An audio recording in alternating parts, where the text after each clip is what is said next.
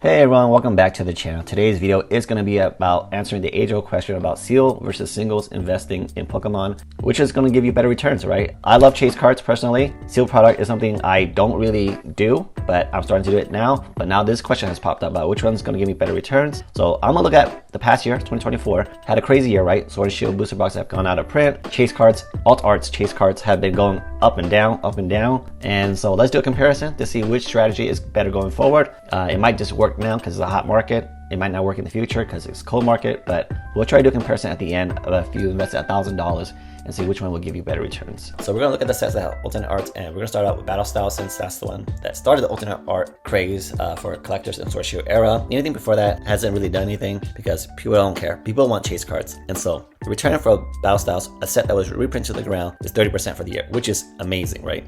Compared to stocks or whatever else you compare it to, that's not bad at all for a set that nobody wants, nobody considers a great investment.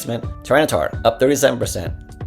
This one, during its first pump, up 93%, almost double your money. But you gotta buy these singles. Singles is a little different from, I think with booster boxes, I say buy anything below MSRP and just hope it goes above MSRP, right? But with singles, you have to buy it when it's stagnant like this. When it's stuck in a range, $98 to $88, so $10 range for the last 3 months, even further back probably. When it's stagnant like that, it's time to pick it up, and you're waiting for this pump to happen. So what I've noticed is TCG Player always pumps certain sets, certain type of cards, right? Alternate art, trainer galleries, illustration rares, 151, whatever the pump is going to be, you sell into the pump. You buy when it's stagnant, what you think is going to be a good investment, and then sell into the pump. So not financial advice, but that's the strategy I'm going with in this video. So Chilling Reign would maybe consider a top 3 set, up 50%. Blaze again, a top chase card in that one, is up 74%. Again, you could have bought it in a range of 164 to 180. That's a valid range for a card this high. And that, but at the peak, during the first pump, it would double your money, 137% return.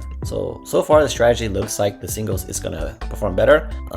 And then Evolving Skies, the #1 set with the #1 chase card. This one, yeah, it looks interesting, right? So a low of 416 got up to $600 range, $700 range, stayed there for most of the year, half the year, and then got another leg up to over $1,000 or pushing $1,000. So that's a 127% return, double your money. And Umbreon, this one, it follows the same trail. $500 range, got another leg up to 1,000, came back to $800 range. You got another leg up, just like the booster box, so maybe it correlates with each other. If the chase card goes up, the booster box goes up, or one way or the other. This one's up 156% more than the booster box. Future Strike, wow. Same thing with Evolving Skies. You got one pump up, stay stagnant for a bit, got another leg up. So this one's up 101%. See, oh, look at that, same exact graph.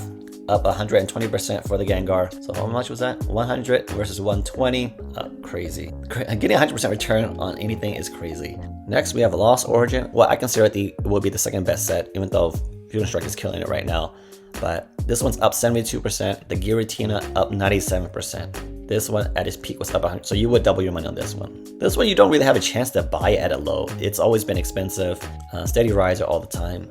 Brilliant Stars up 32%. Charizard up 57%. Even at the peak, what was that peak? Got 71%, 70% at the peak.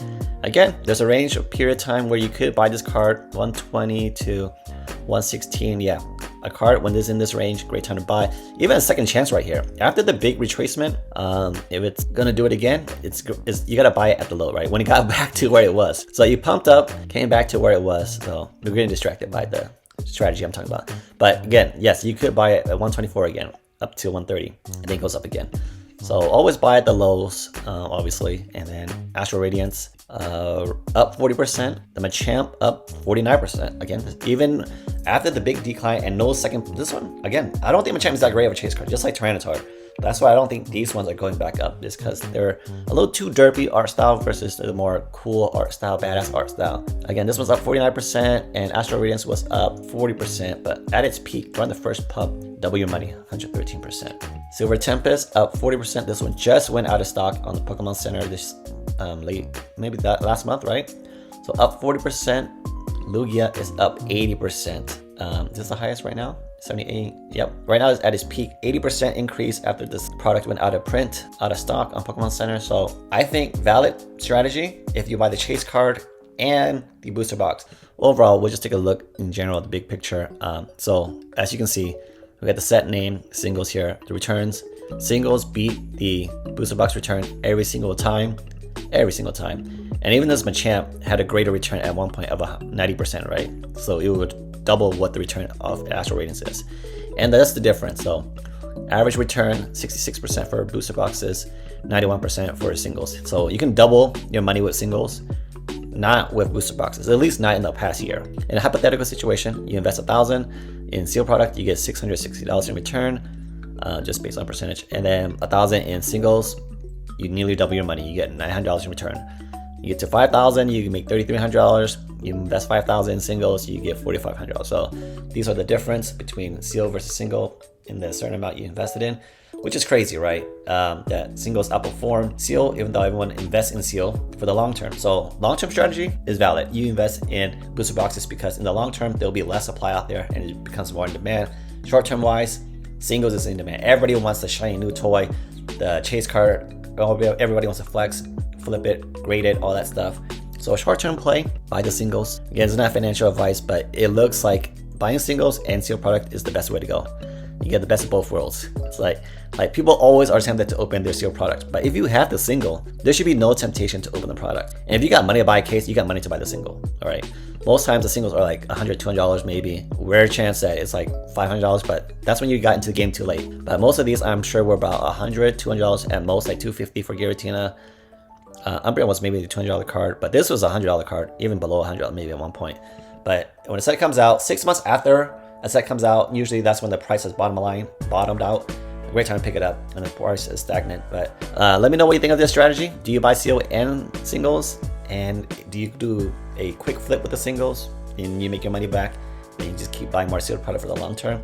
Thank you for watching. I'll catch you guys next time.